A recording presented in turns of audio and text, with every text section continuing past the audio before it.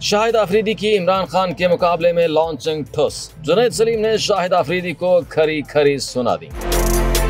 अपने एक वीलॉग में गुफ्तगू करते हुए सीनियर सहाफ़ी जुनैद सलीम का कहना था कि हर महाज पर नाकामी के बाद हुकूमत ने एक नया शोशा छोड़ा है कि शाहिद आफरीदी को इमरान खान के मुकाबले में मैदान में उतारने की तैयारियां की जा रही हैं। ये बड़ी मज़हक़ाखेज़ सूरत हाल है।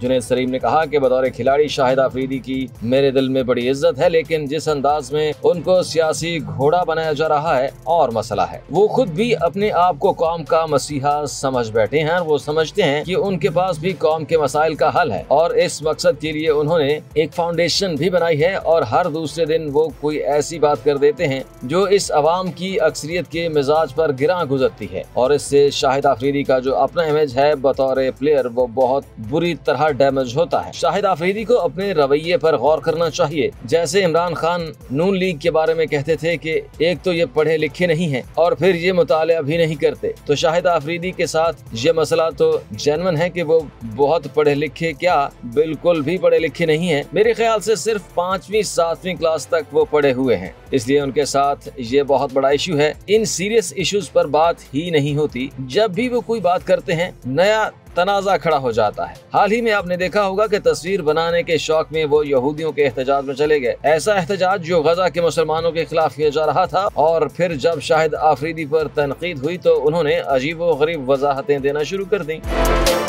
जुनैद सलीम ने मजीद कहा कि शाहिद आफरीदी क्रिकेट की तरह आम जिंदगी में भी बाहर जाती हुई गेंद से छेड़छाड़ करके अपने विकेट गंवाने पर तुले हुए होते हैं, इसलिए आफरीदी साहब को थोड़ा ख्याल करना चाहिए। मुझे ज्यादा अफसोस इस बात पर होता है कि शाहिद आफरीदी अपनी हरकतों से अपने दामाद का करियर तबाह करने पर तुले हुए हैं। जुनैद सलीम का यह भी कहना था कि अगर शाहिद आफरीदी को सियासत का शौक है तो जरूर सियासत करें, लेकिन फिर डंके की चोट पर बात करें, फिर चूंकि चुनाचे न लगाएं। सियासत में सबकी पगड़ियां चलती हैं। अगर आपने सियासत करनी है या नून लीग की हिमायत करनी है तो खुल कर करें, प्रेशर पड़ने पर पीछे न हटा करें।